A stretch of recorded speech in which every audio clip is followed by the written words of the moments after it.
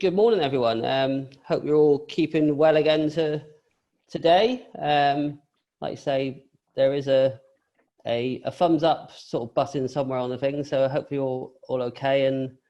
And obviously, if you've got any questions as we go through this session today, those who joined us on the last webinar, there is a question and answers box in the bottom of the Zoom webinar, so you can obviously pose any questions that you might want to ask in there, and we'll spend some time at the end to cover those questions off. So yeah, thanks once again for joining us. It really does mean a lot that you're taking some time out of your day today to join us, and we're really grateful for the support that you've shown us in the last few months. I'm sure you've all noticed it's pretty much business as usual for us. So anything you need, get in contact as normal using the normal channels. And obviously the success of the last webinar has really inspired us to find some more speakers. So we're continuing to seek those out, and hopefully we'll have some more lined up in the coming weeks. So obviously all the guests on here, if you've got anything you want to hear about, then let us know and we'll endeavour to get those lined up.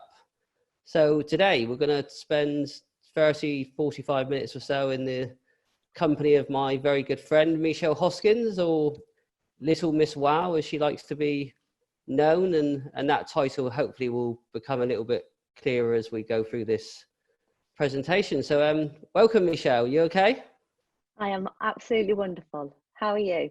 Good. Yeah, we're all good. So thanks very much for joining us today. So we're really grateful for that. So right, so what I'll do is just to give you all a bit of a heads up as well, we are recording this webinar again today like we did the last one, so we will send that out to everyone once we've got that edited and made a little bit better. Please obviously be reassured again, there's no security issues, no one can see you or your personal details. So before we crack on, I'll just set the scene a little bit about Michelle and just give you a quick introduction to her. Be nice. I'm sure she'll tell you a little bit more about herself as she goes through. But you know, in my eyes, Michelle's an absolute legend in our industry, in the financial services. She's, you know, endless enthusiasm, bundle of energy, and has a infectious personality. So you know, and I'm sure you'll all get to see that when she cracks on and speaks in a few minutes. So Michelle, you know, basically is 20 years experience in the industry, works with some of the world's most successful financial services professionals, and occasionally she does find a little bit of time for me as well. That's right, yeah. So Michelle's a regular speaker around the industry, seminars, workshops, and she's also, little known fact, I didn't know this, but she's apparently been selected as one of the world's 30 best financial services coaches. So I have. Yeah, so there you go. So Michelle's a mum, has a young daughter called Ruby, who she loves spending some time with. And when I was speaking to her a few days ago, she was telling me she's absolutely adoring this lockdown situation because she's getting to spend lots of time with with Ruby. So yeah, so that's good. So what's Michelle going to be covering off today? I'm sure she'll obviously tell you that a little bit more in a minute, but basically it's about well-being and how to be a happy human being. So you know, I'm sure we can all engage with that, and I'm sure we all are, but hopefully she'll give us a few more tips on how we can do that today, because you know, obviously in our jobs, in our lives, we're all focused on taking care of, you know, other individuals, our families, our friends, clients, etc. And you know, sometimes that just sadly means that we you know, forget to take care of ourselves and just let things slip a little bit. So yeah, so Michelle's going to take a deep dive into that and hopefully tell us some ways that we can embrace the concept of well-being. So I think that's, you know, basically it from me. Wonderful, really, Michelle. Wonderful introduction. You know, so you can crack on and take it away if that's all right. Thank you. Absolutely, I will. Well, it's an absolute delight, obviously, to do this. So Damien has alluded to the fact that obviously my clients, my sector, my market is financial planning firms, and obviously that's how I met Damien.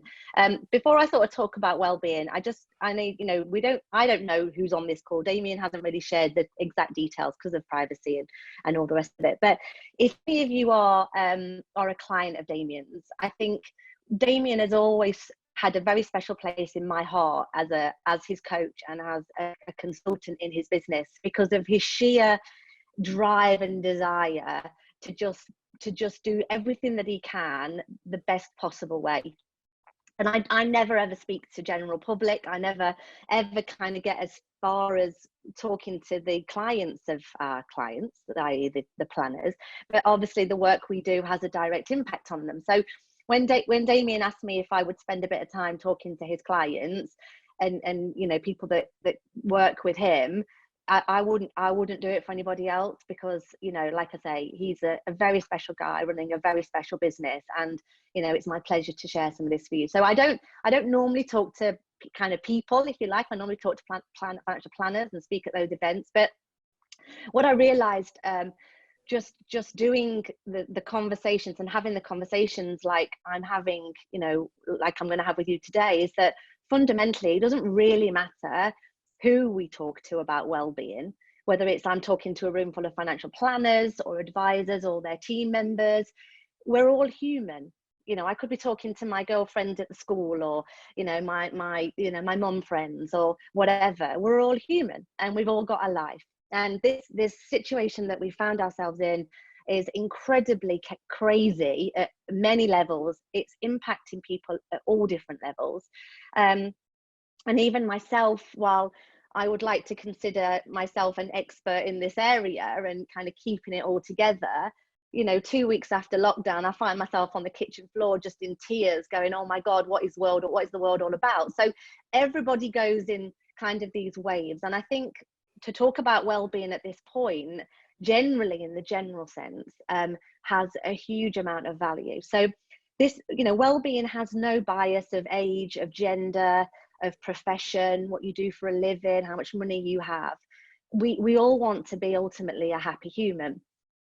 And in 2008, to give you some background on a study that was conducted, and I'm just gonna bring up in front of me, because I want to get, I like to get the sort of the details right. So I'm just going to read this. So basically, in 2008, the government, the UK government, commissioned a review into actually what makes people happy. You know, what contributes to a person's overall well-being. Now, that review was taken up and was conducted by an organisation called NEF, N-E-F, which stands for the New Economics Foundation. And they did a report on behalf of an organisation called Foresight. And effectively what they did was they investigated. And what I would like to do, if Damien's happy with it, is I've actually pulled off the actual report. Because if anybody wants a bit of light reading, it's actually not that laborious, actually. It's quite a nice thing to read. Is to share that report with you, because actually it makes good reading. And I think it's really important to just get this whole concept of, you know, what makes people feel well, because you've all got families, you've all got friends, and we're not all having a great time, right? So what this study aimed to do, and this was back in 2008, so we're talking over a decade ago, which at the time the report effectively and the findings were way before their time. You know, if you think now about mental health and how people talk about their well-being and their physical and mental health, it's much more on the radar. It's much more a kind of normal conversation to be having. We've got more talk around anxiety. You know, my daughter comes home, you know, she comes home from school and she says, so and so's his mental health is not very well, you know, and he's 9, you know, a friend in her class or whatever it might be. So I think we're definitely entering a different sort of generation of children and of general lives. So this study, ahead of its time, tried to establish what really truly contributed to a person's well-being. And what they came out with was effectively something called the 5 ways for well-being. And I'm going to talk you through what those 5 ways for well-being are, or 5 ways to well-being. But the most important thing to say is it was way before its time at the time. people thought it was all fluffy and airy fairy. And actually, as we've come into this pandemic and this position that we've been in, the single most important thing is to take care of your well-being over everything else. Because if each and every single one of us takes care of our own mental well-being, our own physical well-being, then, you know, and every aspect of that, everything's just a little bit better. Because what that means is that if you are well, if you are happy, if you are fulfilled, it means that there's a bit more of you that can be shared with somebody that isn't doing so well. But you can't pour from an empty cup, right? You can't drink from an empty cup. So when I've done interviews before, and, you know, the interviewer said to me, you know, what's the one big message that everybody should take away from this podcast or whatever it is? And I actually say it's to be really selfish. And there's a reason that when you get on an aeroplane, they say to you, you know, in an emergency, you put your oxygen mask on before helping anybody else. Because the truth is, you're the square root of useless to anybody else if you are not firing on all cylinders, if you are not happy, if you are not well. There's no overspill, there's nothing to share with anybody else. And I'm going to talk you through these 5 ways very briefly, but I would like to kind of open it up to questions, because this is real and it's okay not to be okay. It's okay to have an amazing day and feel like you're the top of the world locked in your house, as it is the next day to feel like your world's about to end. And that's absolutely quite normal. So we want people to be happy humans, and we have to take care of the most important human of all, which is ourselves, of course, even if you've got family and children, and, you know. So basically the 5 ways to well-being were, first of all, there was the concept of connect, which I can talk through properly in a minute. I mean, I'm going to put these in my order that I think are the most important order. The study actually puts them in a different order, but I'm going to give it you in kind of my version of the world. So first of all, it's connect. And then we have be active. Then we have keep learning. Then we have take notice, and then we have give. So these were the 5 key principles that if everybody every day focused an activity or activities around each one of those 5, we will be happy humans. We will be, you know, our overall well-being will have increased. And there's lots of stories if we had lots more time, but, you know, one of the things that was interesting, not connected really in any way to the work that I do, but my daughter came home from school just before the beginning of March, with a sheet, and it was a very simple sheet, and it basically broke down the week in 7 days, and it broke down these 5 ways of well-being, and it was encouraging children to focus on carrying out an activity or doing something for their well-being in each one of these 5 areas every day. Now, when she brought this form home, I was had this massive smile on my face, as you can imagine. I was like, good on them, school, you know, they've really cracked it.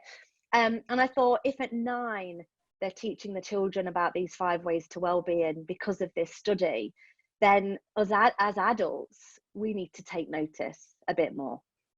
So I'm going to run you through them and just give you some examples and just some inspiration, regardless of age and, you know, gender and professional, you know, and personal standing, things that you've got to be doing every single day to contribute to your overall well-being. So first of all, this connect piece. So they recognize that, and we've all heard it before in, you know, in past business lives or work lives or just things we've generally picked up, that it's so important to surround yourself with people that bring out the best in you. So we can't pick family. We all know we can't pick family, and sometimes some of the most problematic people in our lives are those in our immediate or extended families. But when we can choose, when we have got a choice of who we connect with, who we surround ourselves with, you know, who we spend our time with, choose brutally carefully. You know, there are people who will suck the living daylights out of you, and there are other people that will just fuel you so full of energy that you just want to be around them all the time. Now, lockdown aside, I'll come back to that in a second because we can't really connect with many people physically, but what I want you to all do is I want you to all have a little think about the people in your lives who do bring out the best in you. You know, who would be on your ship if you were on Noah's Ark? You know, who would you take with you if the world was going to flood? You know, who are the most important people? Who do you miss? You know, who do you want to spend time with? Who do you not spend enough time with? You know, who are those people that are the most special to you, but because life generates too much life, you just don't connect with them enough. You don't spend your time with them enough.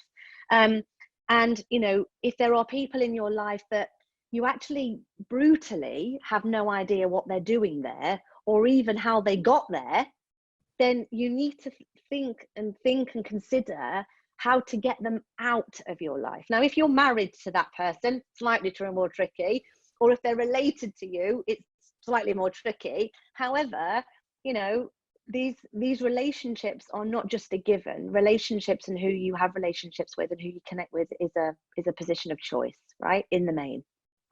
So and it's also, just on that point, it's also seasonal. So you know, I can share happy to share lots of personal stories, but you know, I had a time when I just couldn't be with my mum. Like, she was having a bad time, I was having a bad time, we were actually toxic for each other. And I said to her, because of my awareness of this whole kind of well-being thing, I said, Mom, we're going to have some time out from each other. And we took about 6 months. We didn't speak for 6 months, but she went and did her thing, I went and did my thing, and we've come back together. So the point is that this is all very much about your kind of relationships, right? Most important, number one. In addition to that, it's equally as important to have an incredibly intimate relationship with yourself, right? That the relationship of connecting with that sort of inner spirit of you. And this is why meditation and things like that are certainly on the increase in terms of, you know, people, you know, going on retreats and, you know, just getting them to sort of connect with their own personal self. So it's not just about connecting with others, it's also about connecting with other people. Okay.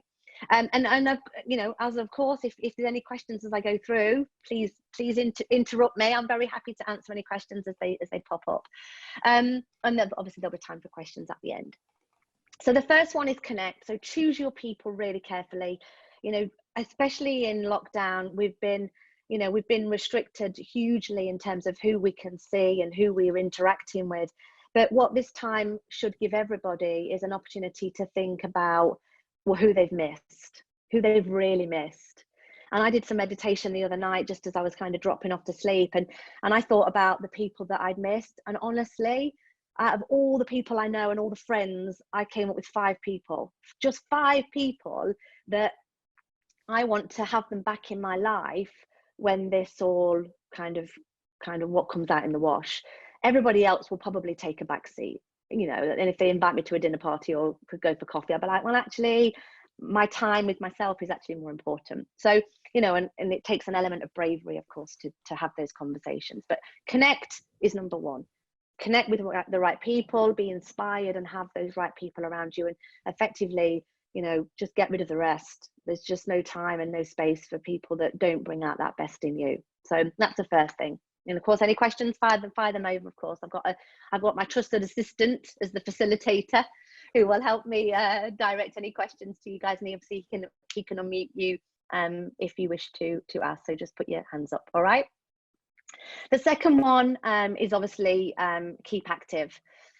Now, we're all told, and with there's certain restrictions and limitations around people who are in isolation during this time, but generally, it's so important that every single day, and we know this stuff, this is not something new. I'm not sharing anything that's new, right? But you've got to get up off your backsides and get out. You've got to get your endorphins pumping, even if it's a brisk walk around the block, if it's a walk around the park, if it's a jog, if it's a workout in your kitchen.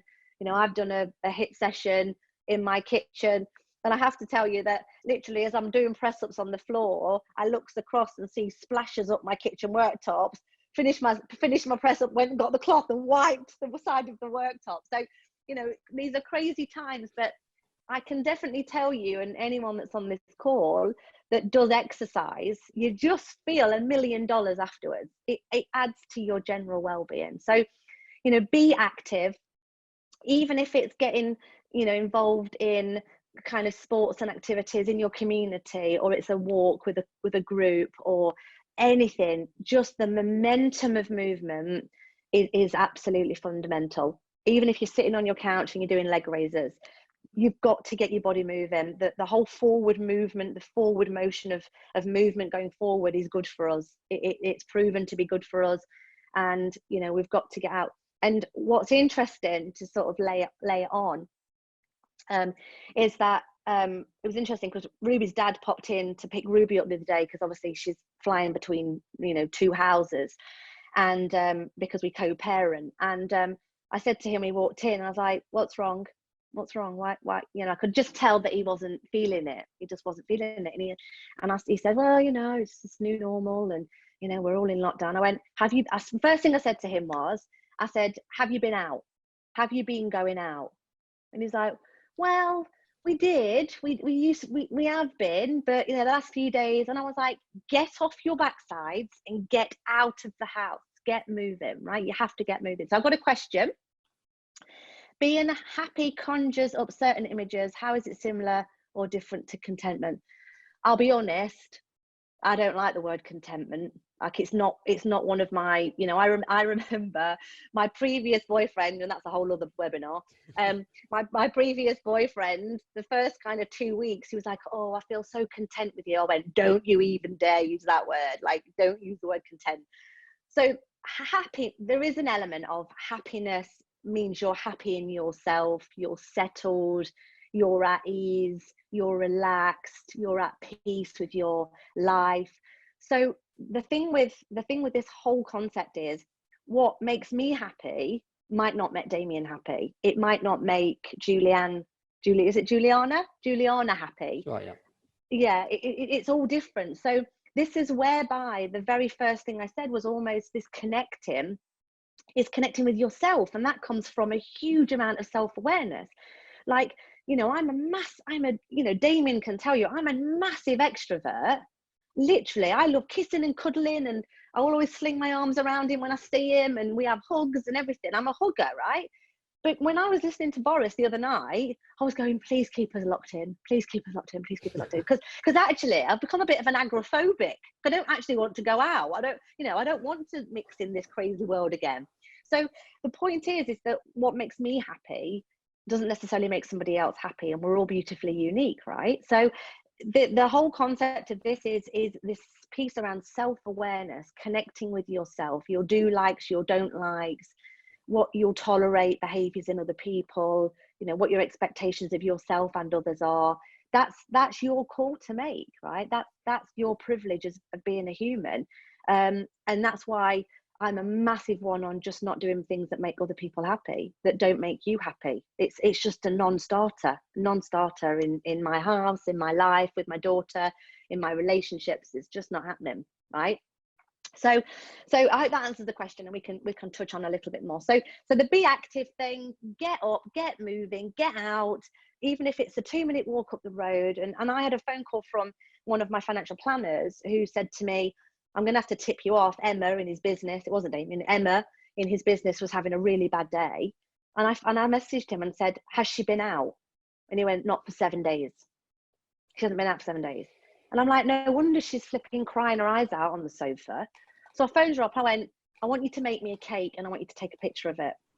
All right? Because I know she's a massive baker. And she's like, I don't feel like it. I went, please make me a cake. Please make me a cake. And literally, she went out, got flour. She made a cake. She ate all the cake, which is a bit of a problem. But she ate all the cake. But she felt a million times better because she got up and she got out, right? So I've got another question. During my professional career, I have had to work with others who seem to be happiest by making everyone around them unhappy. God, that's bad. So short of handing in my notice, there was not an easy way out of the situation. Do you have any suggestions to avoid this? Well, to be fair, avoiding I'd flipping leave. I'd just leave. Like, one of the, I read a paper, which again, I'm happy to share all these things, was on self-motivation and sort of self-determination. And they, it was shared with me by a friend and a client of ours. And it's all about the environment in which you keep. Now, either you deal with that person directly head on and be brave and confront it, or you go around them and get somebody else to deal with them. But you absolutely cannot put yourself in a toxic situation. Your well-being is worth way more than doing it. You just remove yourself from it. You know, that includes marriages, that includes relationships, that includes jobs, because you'll be better for it, and there's another job and there'll be other people. So I'm still coming to terms. Oh yeah. Oh, that was me. That's Michelle. fine. And Was that you? On that previous question that was posed there, obviously, again, because I know the person that's answered that question. Asked that question. Yeah. He runs his own business, so obviously to resign or leave that position is obviously very difficult. So I guess the question he was asking there is, you know, I guess obviously something that we're very familiar with in financial services. Mm-hmm. And the way I would, you know, basically answer that is around, you know, you actually choose who you want to work with. 100%. So, you know, 100%. And again, without being rude, you know, one of the common things that another coach used to say to me was, you know, you don't have to work with dickheads effectively. Absolutely. Absolutely. So I think that answers that question there, hopefully, Crispin. So. Well, you know what as well, Crispin, right? So I mean, look at it like this. If you're on the breadline and you need to work with that person to pay your bills and put food on your table, you're going to have to suck it up. Like, you know, in the early days of any business or any relationship, you're kind of finding your way. But a couple of things I would say is, the second you have a choice, whether you work with somebody you like or not, make it. Like, get out of that situation. You don't have to work with clients you don't like. Nobody has to. You know, I love Damien. Like, this is not just like, I love Damien. I love everything he stands for. And that's because I've never underestimated the power of the connection between me and him and two people. So, you know, almost I describe it like, unless you've got like almost an invisible piece of string connecting you to another, because you feel happy and you love being around them, then don't be around them. You know, no amount of money is worth your well-being, not any amount of money at all. But if you have to ride the storm and work with them because it puts money on your table and feeds your kids, then absolutely, you're gonna have to just suck it up and just realize that this is a temporary. Let it go, but don't let them in. Don't let them penetrate when you've got the wrong people around you. Have this kind of protection barrier around you as a person. It's important. Okay. Yeah, we'll leave that now and move on to your next point, and then we'll so then obviously you've got the active, get your endorphins. They've got to be pumping around daily, get moving, get out. Then you've obviously got keep learning. So the beauty of being a child, and I say the beauty of homeschooling my daughter, if you ask me at Tuesday morning at about 10:30, I actually want to strangle her, because she's a little carbon copy of me and she keeps telling me that I'm not teaching her correctly, bossy little madam. But the bottom line is that I love watching Ruby learn. And I love watching Ruby learn is because as we get older, we forget how to keep learning. We kind of are equipped with what we know and how we are and how our lives, but we very rarely learn anything new. And financial planners are terrible at it, because there's a whole industry of exams and qualifications that keep them busy enough. You know, but when was the last time that you learned something new? Like, we're in lockdown, you could learn how to play the guitar, you could graduate from Yale and Harvard with a degree in psychology and well-being if you wanted to. There's oodles of stuff available at the moment. So keep learning is about refueling the tank, almost bringing that child back in you to just remember what it's like to learn something that you didn't know yesterday, to know today what you didn't know yesterday. And you just feel incredible.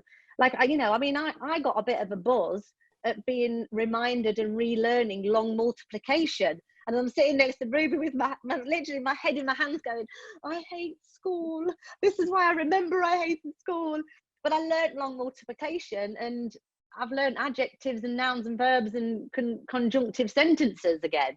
Well, I feel useful because of it. I feel energized because of it. So think about the stuff that you've given up on, the hobbies and the interests and the skills that you maybe were learning and loved, but life got in the way. Kids came along, you got married, you moved place, you went to university, whatever it is that scuppered that learning. Use this time to regroup with that inner child of sort of learning, and you will feel well. You will absolutely feel alive and refreshed, and you know, now you've never had a better time. A girlfriend of mine, she messaged me yesterday and said that she graduated from Yale. She did well-being and psychology. She got 100% on her coursework, and she's like, I put it on my LinkedIn profile. And I'm like, too right you have, and she's homeschooling 2 children and her husband's working full-time in the office. She found the time to do it. There's no excuse for learning. So that's learning, and there's obviously loads more I could say, but in time restrictions taken into account. So the next one obviously is take notice. We're doing huge amounts of work around mental well-being. We are training all of our team and myself, and we're going to offer training to our firms like Damien. And I think all financial planners should be certified to be mental health first aiders, in truth. And that's because the world is crazy, and I know at the moment it's a bit nuts, but if you think about pre-lockdown, we just do not take anywhere near enough notice of our surroundings. The smell of our coffee in the morning, the rustling of the trees when the blossom's coming out, the noise of the cars, conversations. We're just not present enough, and that's a massive generalization. And I can tell you that I suffer from that, and I know all this. And, you know, the times I say to Ruby, just a minute, I'll be there with you in a minute, or I'm checking something on my phone. It could be something like the weather, and she's having a conversation with me, or, you know, we walk down the street and she's like, did you see that, mummy? And I'll be like, see what? And I didn't. So I think the point of taking notice, which adds to the kind of general overall well-being of how people are, is that it's just about awareness. Just walking around, actually taking notice. You know, I've just been working through a well-being journal that a friend of mine bought me for my birthday, and in one of the pages it says, you know, as you're writing, it says, what can you see? And you write down what you can see. And it says, what can you smell?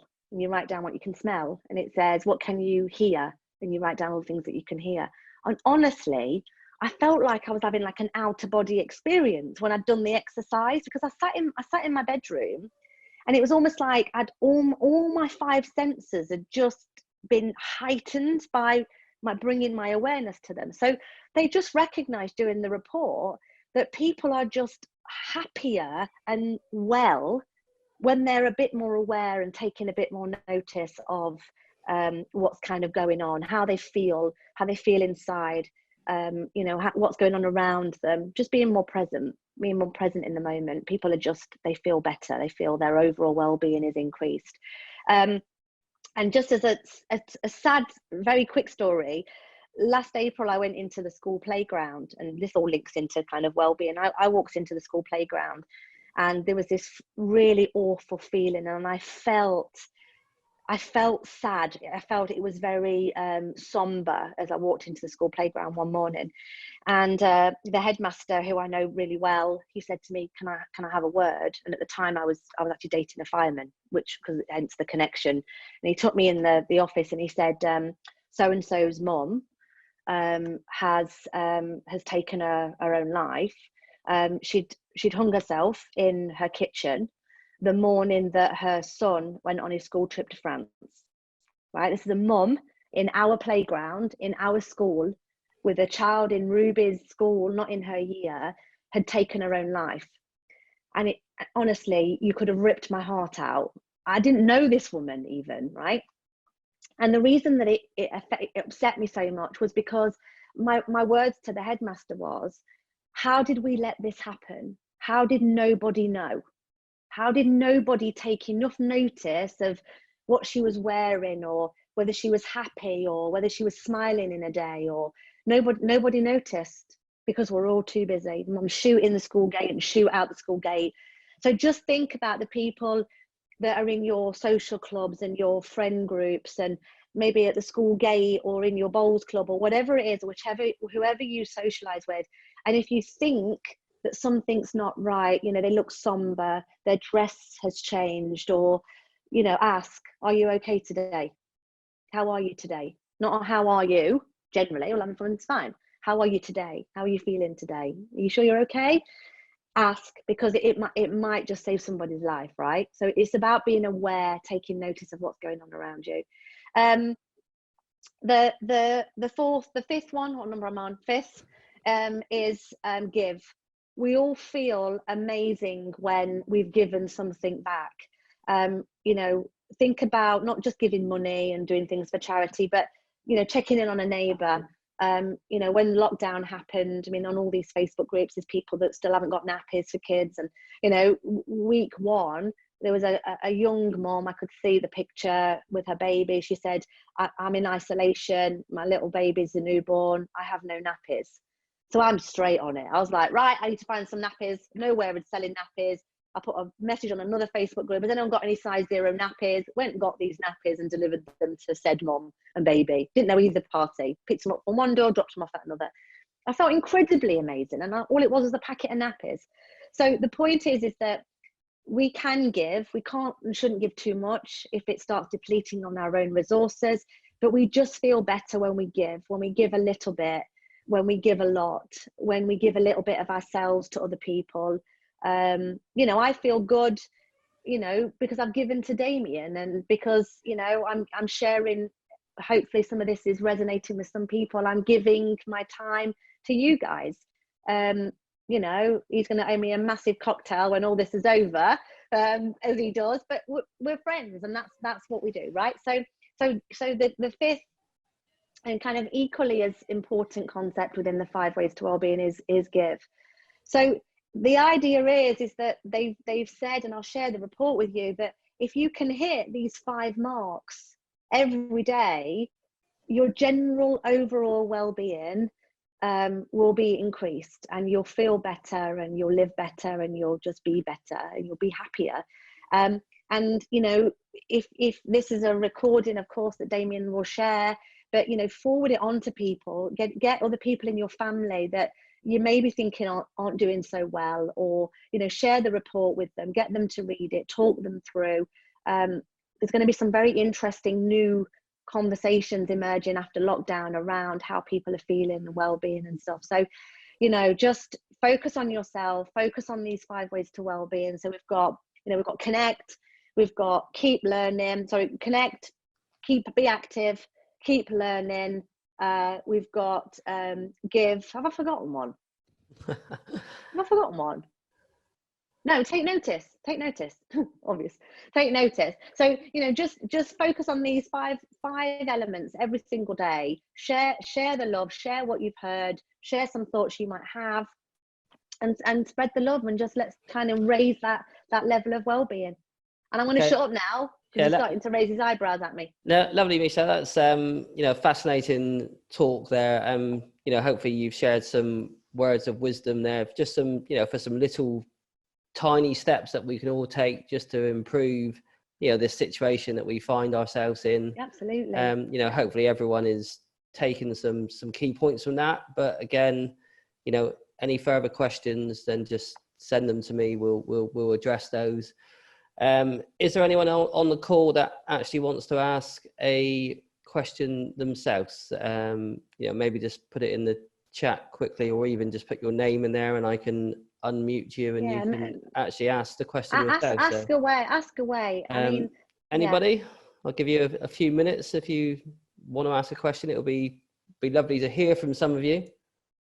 Or even if it's not a question, even if it's a thing you want me to talk about, you know. Yeah, you know, anything. I've always got lots to say. Don't I know, Michelle? So, yes, you do. Okay, I don't think there's too much participation here really. So I guess that's, you know, hopefully that's been at least, you know, reasonably enjoyable for all of you, and thanks very much again to all of you for joining us and things. Like you say, hang on. Actually, yeah, we have got one more question that Michelle, do you want to? Yeah, along with giving, we have been shielding, and as people who give in the community, we have had to learn to receive 100%. And you know, one of the things that I think has been incredible, and you know what, this is what we do in Britain, this is what we do best, and we come together, right? And you know, to receive, we've had to learn to receive, and that's all part of being a bit vulnerable.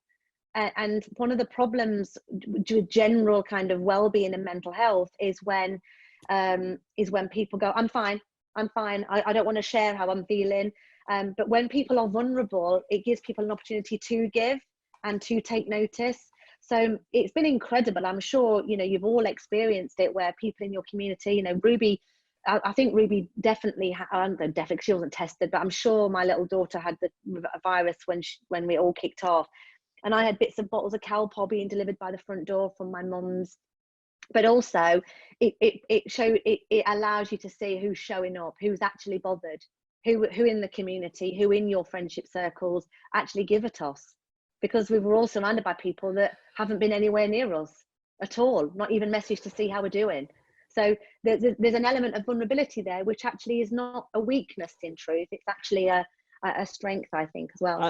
I think that's true, Michelle, isn't it? I've noticed that as well. I think, you know, certainly in this time, whilst we've been in this lockdown situation, you know, you start to actually know the people who truly mean something to you. Oh, absolutely, you do. You know, and actually, you know, all of those people that were in your life that haven't been in touch and, you know, aren't checking in to see how you are, then maybe that's now the time to let them go and stuff. It is. Well, the thing is, in truth, they've kind of gone. But by self-selection, by not being in touch and you not being in touch with them, they've self-selected, and you've self-selected those people that you haven't missed, that you haven't checked in on. This is not we're the victim. So I just think we've never had a greater time than this to just get our ducks in a line as humans, to reflect, to sit and just think about life and who we want in it. And yeah, we'll take that offline, actually, because you did say early in the conversation that there's only 5 people now on your list, so I'm hoping I'm well, no, you did. well, I'm here, aren't I? Let's be honest. Yeah. Okay. I'm here. All right. Okay. Well, that's been fascinating, and All right. You know, thanks again for your time, and thanks everybody. Thanks to all the attendees, and yeah, keep having a good day, and you know, please, you know, be in touch, because we want some more people to, you know, speak and keep us all sort of engaged at this time. Yeah. You know, I think I have one more lined up sort of down the line, but we need to find some more. So yeah, answers on a postcard to me, please. So, yeah, take care, everyone. Thank you, everybody. Thanks very much again. So bye. Yeah, see you later. Take care, Michelle. Bye. Bye.